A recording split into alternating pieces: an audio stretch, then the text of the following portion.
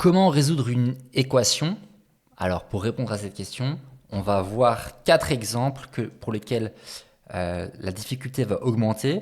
À chaque fois, je vais vous expliquer un exemple et ensuite, vous pourrez faire un exemple tout seul.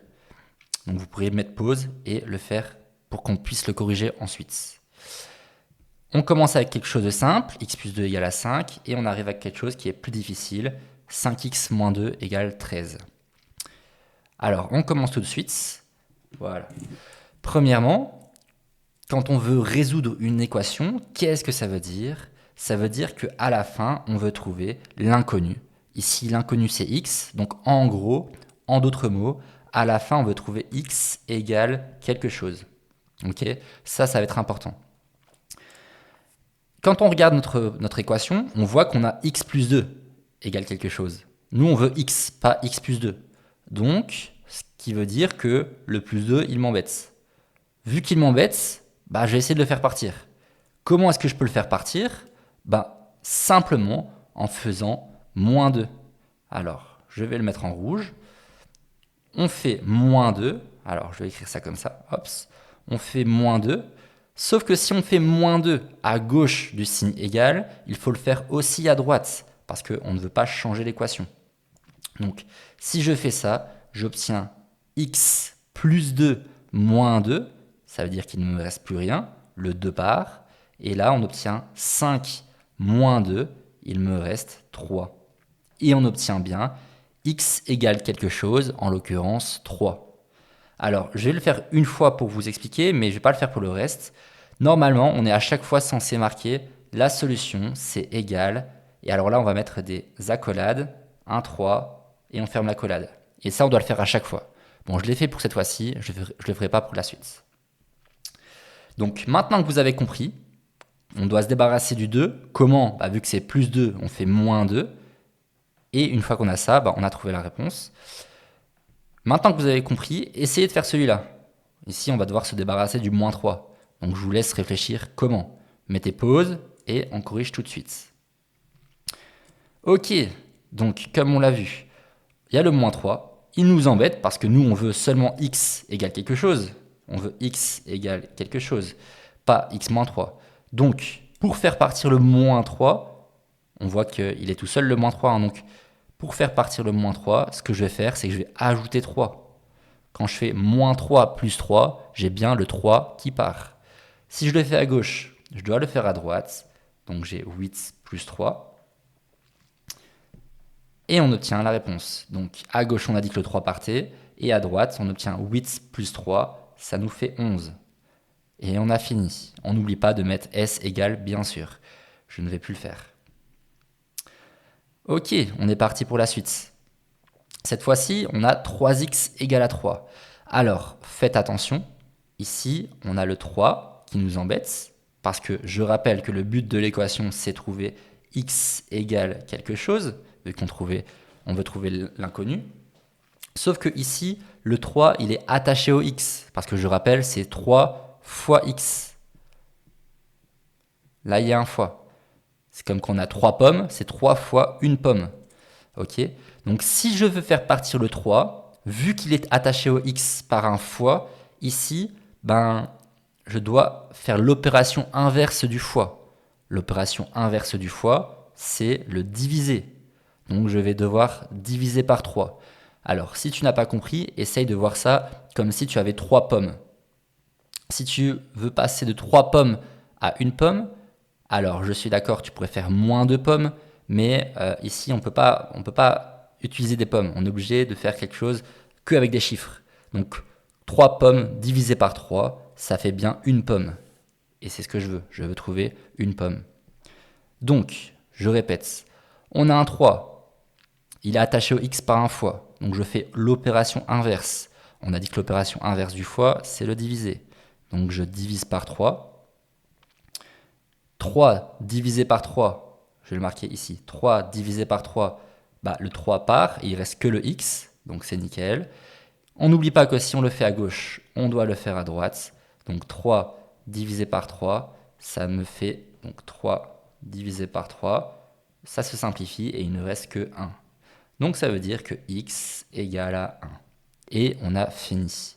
On n'oublie pas de mettre le S, bien sûr. Encore une fois, maintenant vous avez compris. Je vous laisse faire celui-là, mettez pause et puis on fait la correction.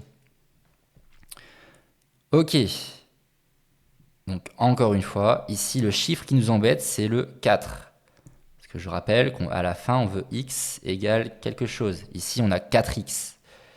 Je le rappelle, c'est 4 fois x. Donc vu que c'est 4 fois x, pour le faire partir, il faut faire l'opération inverse. L'opération inverse du fois, c'est diviser. On divise par 4. Si je le fais à gauche, je dois le faire à droite. Donc quand je le fais à gauche, j'obtiens 4x divisé par 4. Le 4 part. Et heureusement, c'est ce qu'on voulait faire. Et à droite, 8 divisé par 4, ça me fait 2. Ça veut dire que la réponse, c'est 2. Ok, troisième équation maintenant. Cette fois-ci, c'est le divisé par 5 qui m'embête. Je rappelle encore une fois, à la fin, je veux x égale quelque chose. Ici, j'ai pas x, j'ai x divisé par 5. Cette fois-ci, c'est plus fois 5, mais divisé par 5. Donc, ce qui veut dire que si je veux faire partir le divisé par 5, je dois faire l'opération inverse. L'opération inverse du divisé, c'est le fois. Donc, je fais fois 5. Si je le fais à gauche, je dois le faire à droite, fois 5. Alors, on vérifie. Donc, j'avais x divisé par 5. Si je fais fois 5, le 5 part, il reste bien x. Et encore une fois, heureusement, parce que c'est ce qu'on veut. Je fais pareil à droite. 5 fois 5, ça fait 25. Et j'obtiens ma solution. Donc x égale 25. Et on n'oublie pas de mettre le S avec les accolades, bien sûr. Ok, donc ici, ce qui est important, c'est qu'on voit que c'est divisé par 5 et pas fois 5. Donc pour pouvoir faire partir le divisé par 5, il faut faire fois 5. Maintenant que vous avez compris, je vous laisse mettre pause et faire celui-là. On va le corriger tout de suite. Ok, donc encore une fois, ici on a x divisé par 6. On ne veut pas x divisé par 6, mais on veut x égale quelque chose. Pour faire partir le divisé par 6, on doit faire l'opération inverse, c'est-à-dire le fois. Fois 6. Si je fais fois 6 à gauche, je dois faire fois 6 à droite. Donc, on a x divisé par 6 fois 6. Le 6 part, c'est ce qu'on voulait, heureusement. Et à droite, on a 1 fois 6. Et ça vaut 6. J'espère que tu avais bon. Ok, super. Maintenant, on va passer à la dernière équation. Donc, je rappelle qu'on a une équation. Le but, quand on veut résoudre une équation, c'est de trouver x égale quelque chose à la fin, parce qu'on veut trouver l'inconnu. Alors ici, il va falloir faire attention. Pourquoi? Parce que, en fait, on a deux chiffres qui nous embêtent. On a le 5 qui est là, qui est devant le x, qui est attaché au x, et on a le moins 2. Et alors, il va falloir les traiter différemment. Première chose, on se rappelle que c'est 5 fois x. Donc on le marque tout de suite. Maintenant, une fois que j'ai marqué ça, je vais vous conter une petite histoire. Le 5 et le x, ils sont attachés à 2. C'est-à-dire qu'en fait, ils sont en train de danser. Alors que le moins 2, lui, il est tout seul, il est assis sur une chaise. Bon, le moins 2, il s'ennuie, donc ce qu'on va faire, c'est qu'on va le déranger. Et on va le déranger en premier. Et ça sera toujours comme ça. Le 5 et le x, ils dansent, on ne l'embête pas, alors que le moins 2, on le laisse tranquille. Le moins 2, on le dérange. Et c'est le moins 2 qu'on va faire partir en premier. Donc, le moins 2, je veux le faire partir. Pour le faire partir, on doit faire l'opération inverse du moins 2. Le moins 2 devient donc... Le moins 2, pour le faire partir, il faut faire plus 2. Si je le fais à gauche, je le fais aussi à droite. 5x moins 2 plus 2. Le moins 2, donc je vais le marquer. 5x moins 2 plus 2. Le moins 2 et le plus 2 partent. Bien sûr, c'est ce que je voulais. Donc, heureusement qu'ils partent. Et à droite, 13 plus 2, je le marque directement, ça fait 15. Ensuite, donc, il me reste 5x égale à 15. Je rappelle, n'oubliez pas que c'est 5 fois x. Ok. Cette fois-ci, il ne me reste plus que le 5 qui est devant à faire partir. Bon, il était en train de danser avec le x, mais maintenant, on n'a plus le choix, il faut le faire partir. On va le déranger. Donc, si je veux faire partir le 5 fois x, vu que c'est fois, on va faire l'opération inverse, c'est-à-dire diviser. Je vais diviser par combien? Par 5. Si je le fais à gauche, je dois le faire à droite. Donc, je fais diviser par 5. Alors, donc, on va le marquer. 5x divisé par 5. Les 5 s'annulent. Et 15 divisé par 5, je vais le marquer. Ça fait 3. Ça veut dire que la solution, c'est x égale à 3. Et on n'oublie pas, alors je vais le marquer une dernière fois, de marquer la solution, c'est égal à 3, comme ça. Sinon, votre professeur ne sera pas content. Ok. Ok. Ok. Je répète comme la petite histoire. Ici, on a deux chiffres. On a le 5 qui est attaché au x et on a le moins 2. Vu que le 5 il est attaché au x, il est en train de danser avec lui, ben on va pas le déranger tout de suite. On va d'abord déranger le moins 2. Pour le faire partir, on fait l'opération inverse, donc on fait plus 2. Une fois qu'on l'a fait partir, ben on va déranger les deux amoureux qui étaient en train de danser. Donc le 5 et le x. Pour le faire partir, vu que c'est 5 fois x, ben on fait l'opération inverse, c'est-à-dire diviser. Ok, ben maintenant que tu as compris, tu vas pouvoir faire la dernière équation, c'est-à-dire le 2x plus 3 égale à 7. Alors, je te laisse mettre pause et on corrige.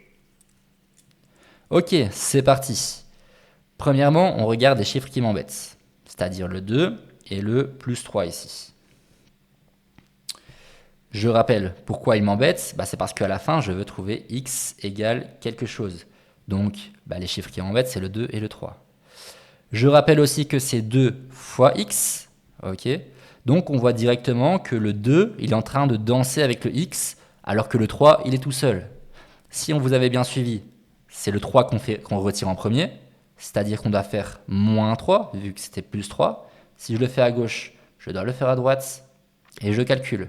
2x plus 3 moins 3, il reste que 2x. Et 7 moins 3, il reste 4. Ok. Je rappelle que c'est 2 fois x, c'est toujours bien de le rappeler, fois x. Et voilà. On n'a toujours pas fini parce que nous, on veut x égale quelque chose. Ici, on a 2x égale à 4.